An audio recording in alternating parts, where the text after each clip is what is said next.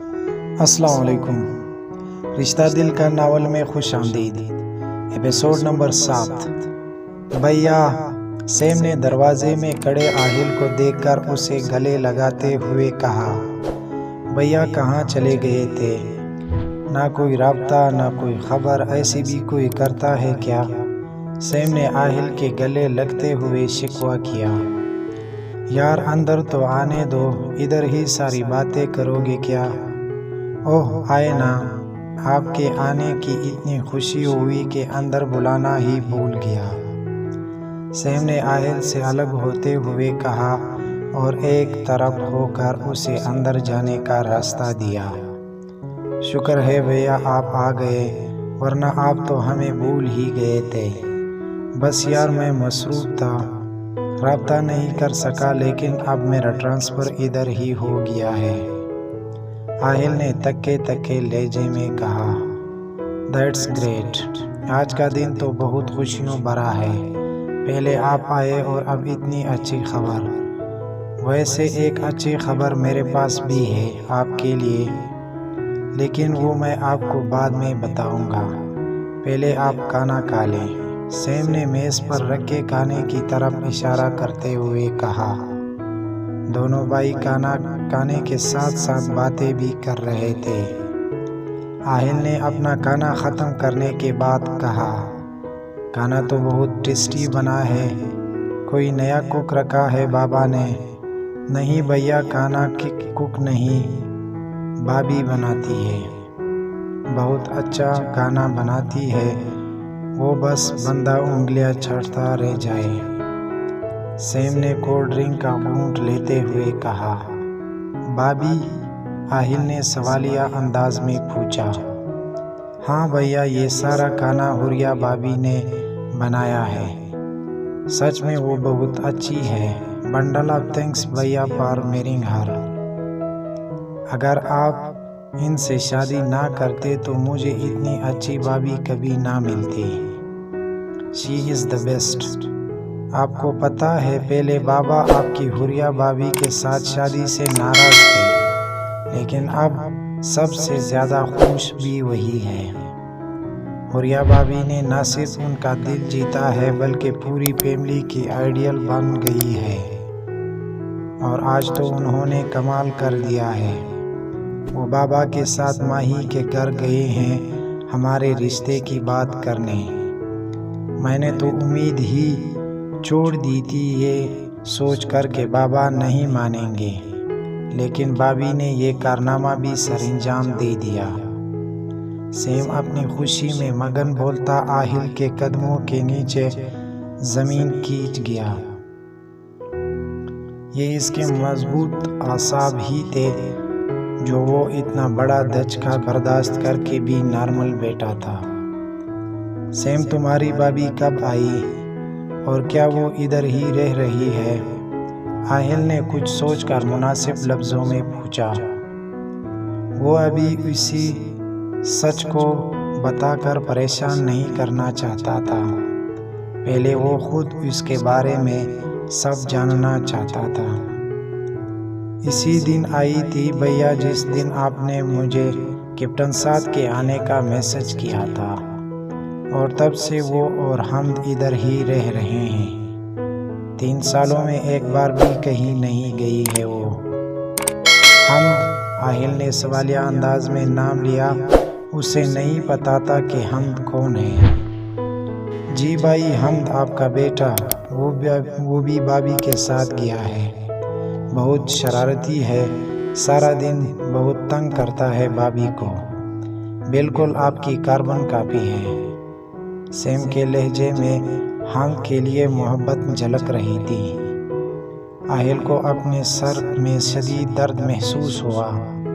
Same کی باتوں سے اس کا دماغ گم گیا تھا۔ کوئی عورت اس کے گھر میں اتنے عرصے سے اس کی بیوی بن کر رہ رہی ہے، پتہ نہیں کس کے بچے کو اس کا بیٹا بنایا ہوا ہے، اور اس کا خود کا بیٹا کدھر ہے؟ یہ بات اس کی پریشانی بڑھا رہی تھی۔ سیم، کیا تم یا بابا اس دن کیپٹن سعد سے ملے تھے؟ آہل نے غیر محسوس انداز میں پوچھا۔ نہیں بھیا، جب میں گیٹ پر گیا تو بابی حمد کے ساتھ اکیلی کھڑی تھی۔ کیپٹن کو شاید جلدی تھی، اسی لیے وہ ہم سے ملنے بغیر چلے گئے۔ سیم کی بات سن کر آہل نے سر ہلایا۔ بھیا سب ٹھیک تو ہے نا؟ آپ یہ سب کیوں پوچھ رہے ہیں؟ Yes same, everything is fine. میں بہت تھک گیا ہوں، اب آرام کروں گا، آہل نے سیم کو کہتے ساتھ ہی اپنے کمرے کی طرف قدم بڑھا دیے۔ کمرے میں آ کر آہل نے تلاشی لینی شروع کر دی۔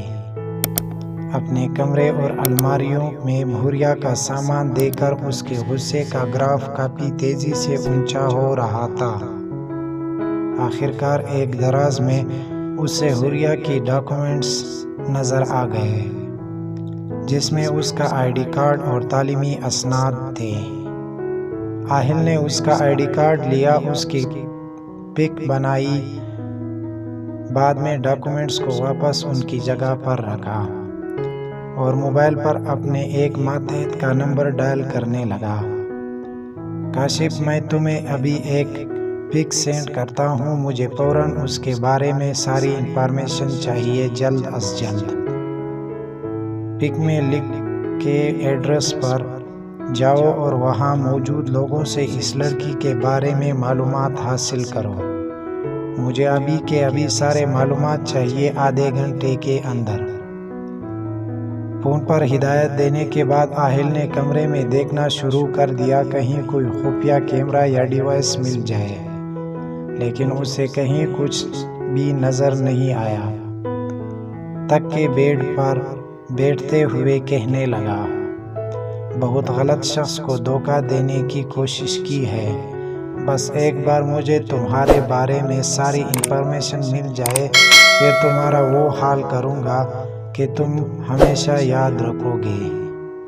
آہل نے بے چینی سے کمرے میں ٹہل رہا تھا، تبھی ایک خیال کے آتے ہوئے اس نے موبائل پر کال ملائی اور دوسری طرف سے کال ریسیو ہوتے ہی کہنے لگا، میجر آہل رضا اسپیکنگ۔ کیپٹن صاحب، مجھے ڈیٹیل سے بتائے کہ آپ نے میرے گھر کے جا کر میرا بیٹا کس سے دیا تھا۔ آہل کے لہجے میں مخصوص سنجیدگی تھی۔ سر، اس دن آپ کے گھر ایک لڑکی کھڑی تھی، جس سے میں نے کرنل صاحب اور آپ کے بھائی کا پوچھا تو اس نے کہا کہ اس کے علاوہ گھر میں اور کوئی نہیں ہے، تو میں نے بچے کو انہیں دے دیا کہ جب کرنل صاحب آئے تو ان کے حوالے کر دے۔ کیپٹن صاحب، اتنی ذمہ دار پوسٹ پر ہوتے ہوئے بھی آپ نے اتنی غیر ذمہ داری کا مظاہرہ کیا ہے۔ آپ ایسے کیسے میرا بچہ کسی کے بھی حوالے کر سکتے ہو؟ میجر آہل نے انتہائی سختی سے کہا، لہجے میں کسی بھی طرح کی نرمی نہیں تھی۔ سوری سر، وہ لڑکی گھر کے اندر تھی، مجھے لگا کہ وہ آپ کی کوئی ریلیٹیو ہوگی، اور اس نے کہا تھا کہ کرنل صاحب شام کو آئیں گے اور اس وقت مجھے 20 پیر رپورٹ کرنا تھا۔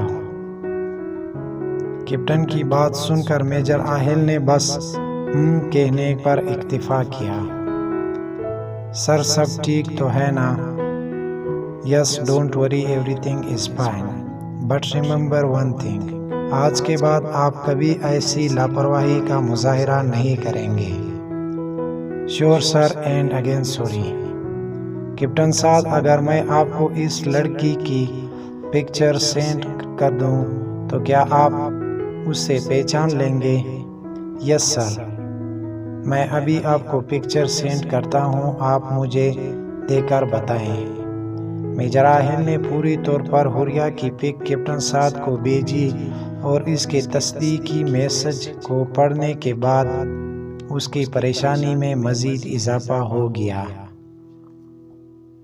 کیوں آئی ہے یہ لڑکی اس گھر میں اور کیوں جھوٹ بول کر اس گھر میں رہ رہی ہے؟ پتہ نہیں کیا مقاصد ہے اس کے۔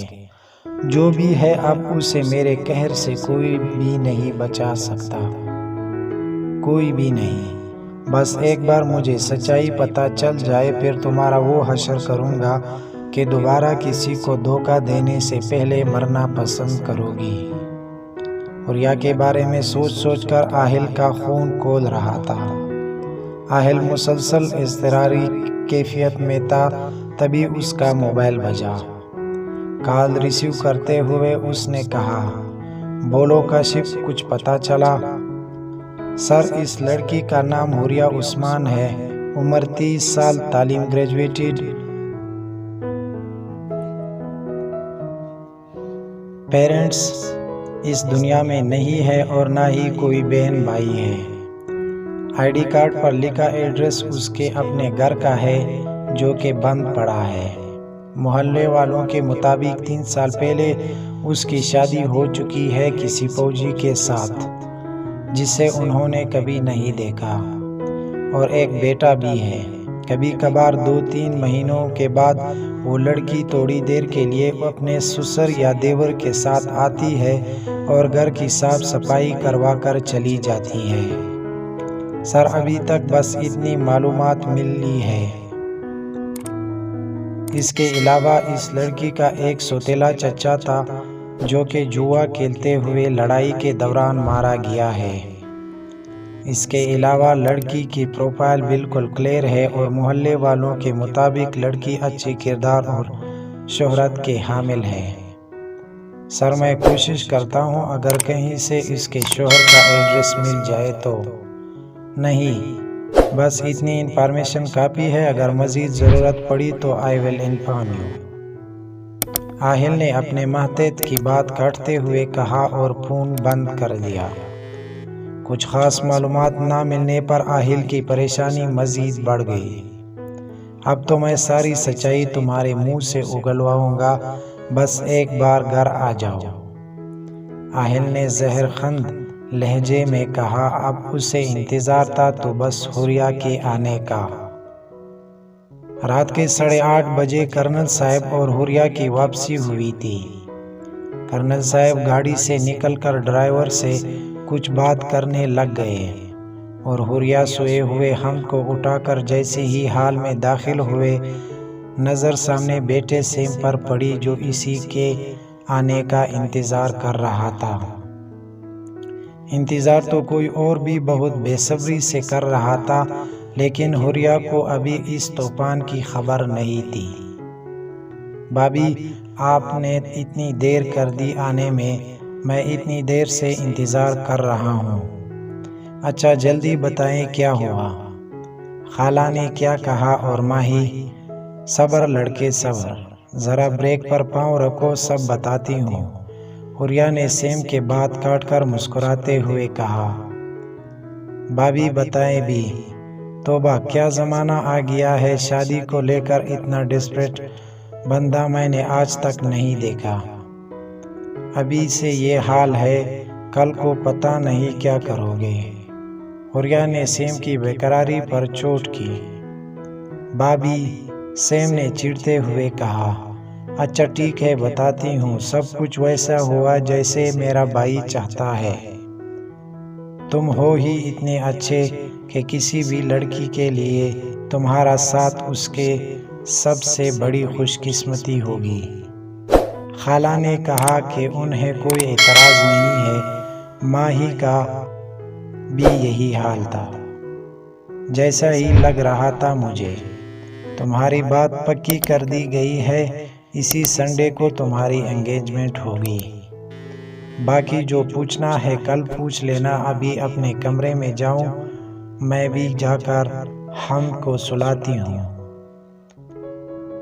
تک گئی ہوں اسے اٹھا کر۔ حوریہ نے مسکراتے ہوئے کہا۔ جائیں جائیں، روم میں ایک سرپرائز آپ کا انتظار کر رہا ہے۔ صبح پوچھوں گا آپ سے کہ سرپرائز کیسے لگا۔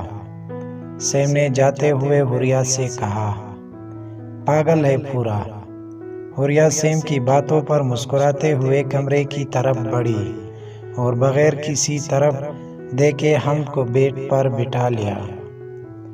اپنی عادت کے مطابق اس کے سر پر پیار کیا اور کمبل درست کرنے کے بعد اپنے کانوں سے جھمکے اتارنے لگی اور ساتھ ساتھ سیم کے گفٹ کو ڈھونڈنے کے لیے کمرے میں ادھر ادھر نظریں دوڑانے لگی۔ تبھی اس سے کمرے میں کسی اور کی موجودگی کا احساس ہوا۔